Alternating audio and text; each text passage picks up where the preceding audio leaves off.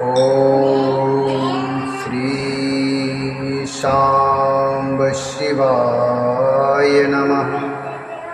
ओम श्री शांब शिवाय नमः। ओम श्री गणेशाय नमः। ओम श्री गणेशाय नमः। श्री शिव महापुराण के अंतर्गत विद्येश्वर संहिता, जो कि प्रथम संहिता है, अध्याय 13। अथ त्रयोदशोऽध्यायः। अथ त्रयोदशोऽध्यायः। सदाचार, शौचाचार, स्नान, भस्म धारण, संध्या वंदन, प्रणव जप, गायत्री जप, दान न्यायता, धनोपार्जन तथा अग्निहोत्र आदि की विधि एवं उनकी महिमा का वर्णन। ऋषिगण बोले, सदाचारं श्रावयाशुयेन लोकाञ्जेदबोधः।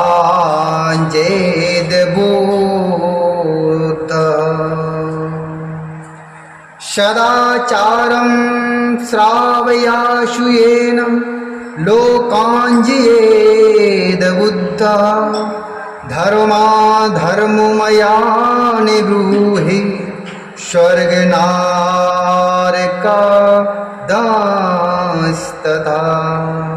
स्वर्गनारकदास्तथा।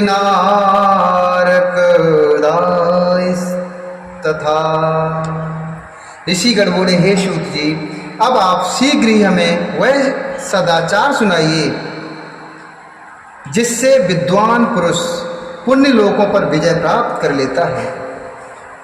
स्वर्ग प्रदान करने वाले धर्ममय आचारों तथा नरक का कष्ट देने वाले अधर्ममय आचारों का भी वर्णन कीजिए।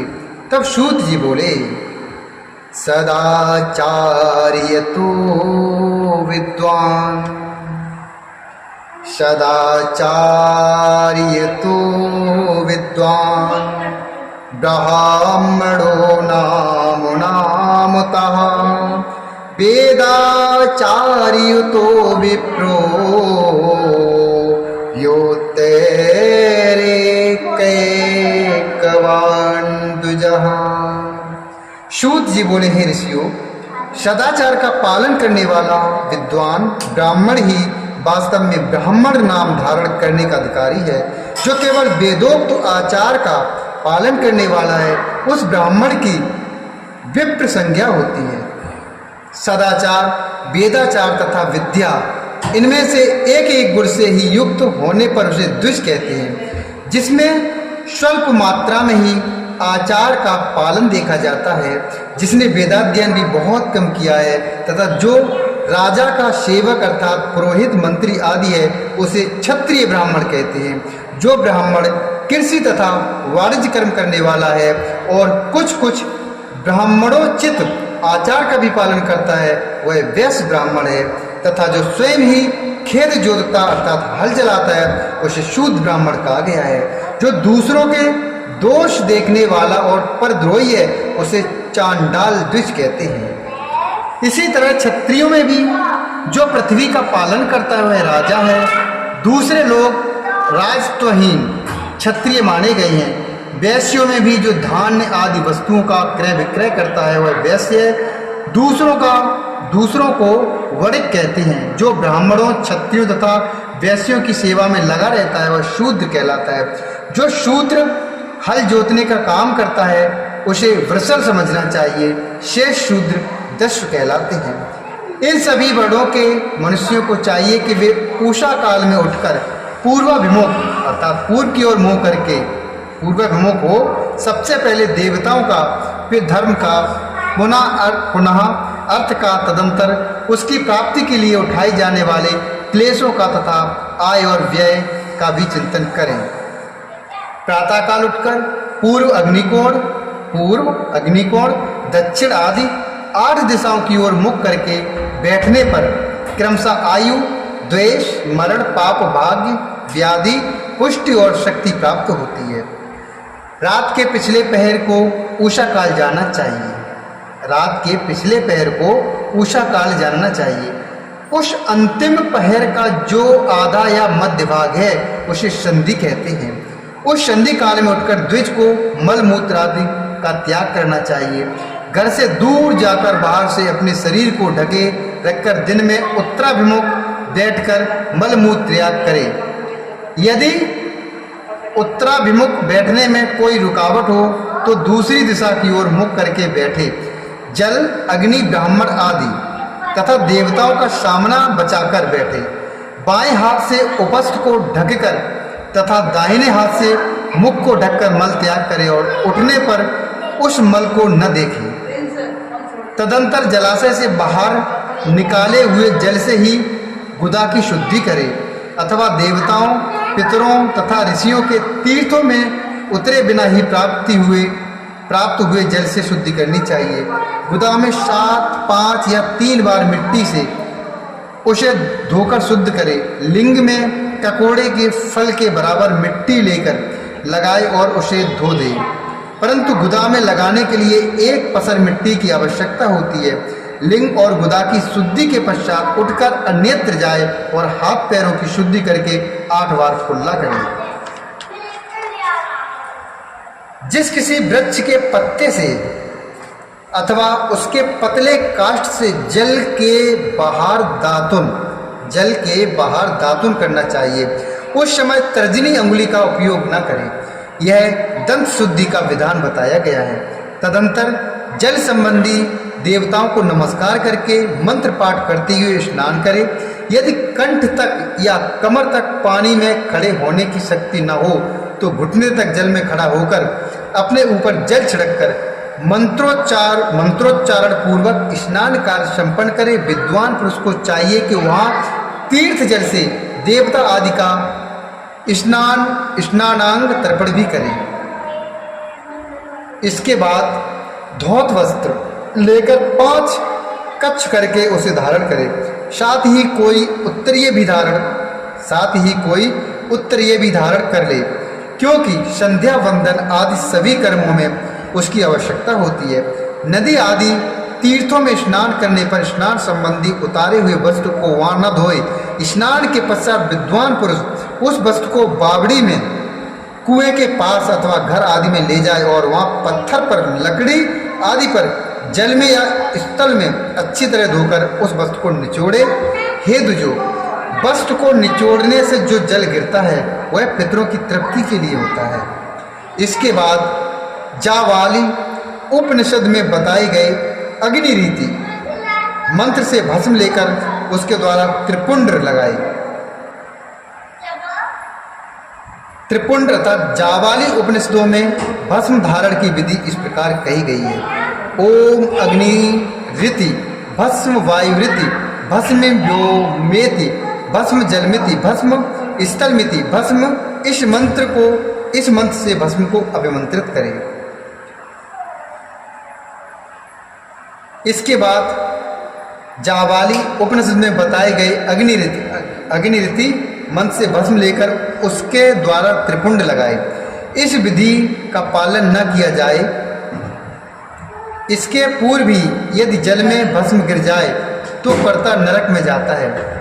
आपो ही स्था इस मंत्र से पाप शांति के लिए सिर पर जल छिड़के तथा यश छयाय इस मंत्र को पढ़कर पैर पर जल छिड़के, इसे संधि प्रोक्षण कहते हैं। आपो ही स्था इत्यादि मंत्र में 3 ऋचाएं हैं और प्रत्येक ऋचा में गायत्री छंद के 3 चरण हैं।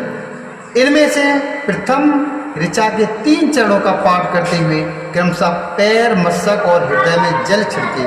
दूसरी ऋचा के 3 चरणों को पढ़कर क्रमशः मस्तक, हृदय और पैर में जल छिड़के तथा तीसरी ऋचा के 3 चरणों का पाठ करते हुए क्रमशः हृदय, पैर और मस्तक का जल से प्रोक्षण अर्थात छिड़काव करें। इसे विद्वान पुरुष मंत्र स्नान मानते हैं।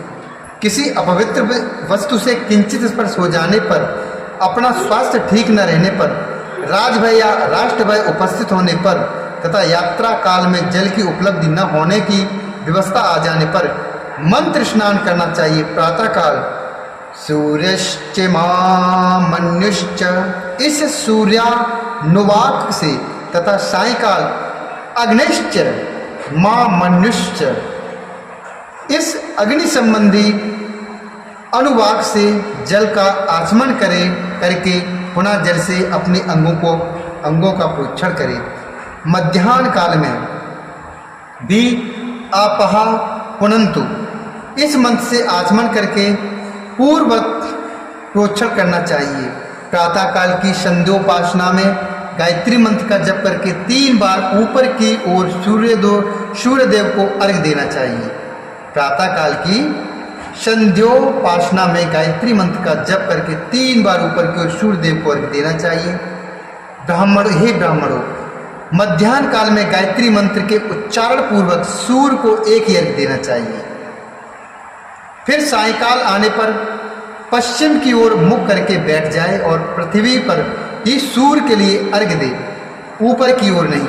प्रातः काल और मध्याह्न काल के समय अंजलि में अर्घ्य जल लेकर अंगुलियों की ओर से सूर्य देव के लिए अर्घ्य दें। अंगुलियों के छिद्र से ढलते हुए सूर्य को देखें तथा उनके लिए आत्म प्रदक्षिणा करके शुद्ध आचमन करें। सायंकाल में सूर्यास्त से 2 घड़ी पहले की हुई संध्या निष्फल होती है, क्योंकि वह साय संध्या का समय नहीं है। ठीक समय पर संध्या करनी चाहिए, ऐसी शास्त्र की आज्ञा है। यदि संध्योपासना किए बिना दिन बीत जाए तो प्रत्येक समय के लिए क्रमशः प्रायश्चित करना चाहिए। यदि एक दिन बीते तो प्रत्येक बीते हुए संध्या काल के लिए नित्य नियम के अतिरिक्त 100 गायत्री मंत्र का अधिक जप करें। यदि नित्य कर्म के लुप्त हुए 10 दिन से अधिक बीत जाए तो उसके प्रायश्चित रूप में 1 लाख गायत्री का जप करना चाहिए। यदि 1 मास तक नित्य कर्म छूट जाए तो पुनः अपना उपनयन संस्कार कराए। अर्थ सिद्धि के लिए ईश, गौरी, कार्तिकेय, विष्णु, ब्रह्मा, चंद्रमा और यम का तथा ऐसे ही अन्य देवताओं का भी शुद्ध जल से तर्पण करें। तत्पश्चात तर्पण कर्म को ब्रह्मार्पण करके शुद्ध आचमन करें।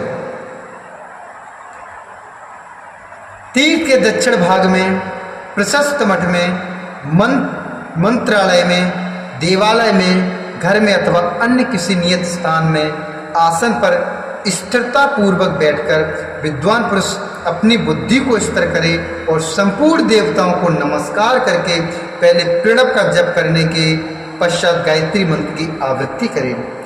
प्रणव के अ, उ, म, इन तीनों अक्षरों से जीव और ब्रह्म की एकता का प्रतिपादन होता है। इस बात को जानकर प्रणव का जप करना चाहिए। जप काल में यह भावना करनी चाहिए कि हम तीनों लोकों की सृष्टि करने वाले ब्रह्मा, पालन करने वाले विष्णु तथा संहार करने वाले रुद्र की अर्थात भगवान शंकर जो स्वयं प्रकाश चिन्मय हैं, उपासना करते हैं। यह ब्रह्म स्वरूप ओंकार हमारी कर्मेंद्रियों और ज्ञानेंद्रियों की वृत्तियों को, मन की वृत्तियों को तथा बुद्धि वृत्तियों को सदा भोग और मोक्ष प्रदान करने वाले धर्म एवं ज्ञान की ओर प्रेरित करें। बुद्धि के द्वारा प्रणव के इस अर्थ का चिंतन करता हुआ जो इसका जप करता है वह निश्चय ही ब्रह्म को प्राप्त कर लेता है। अथवा अर्थानुसंधान के बिना भी प्रणव का नित्य जप करना चाहिए। इससे ब्राह्मण तत्व की पूर्ति होती है। ब्राह्मण तत्व की पूर्ति के लिए श्रेष्ठ ब्राह्मण को प्रतिदिन प्रातःकाल 1 सहस्त्र गायत्री मंत्र का जप करना चाहिए। मध्याह्न काल में 100 बार और सायंकाल में 28 बार जप की विधि है। अन्य वर्ण के लोगों को अर्थात क्षत्रिय और वैश्य को 3 संध्याओं के समय यथासाध्य गायत्री जप करना चाहिए।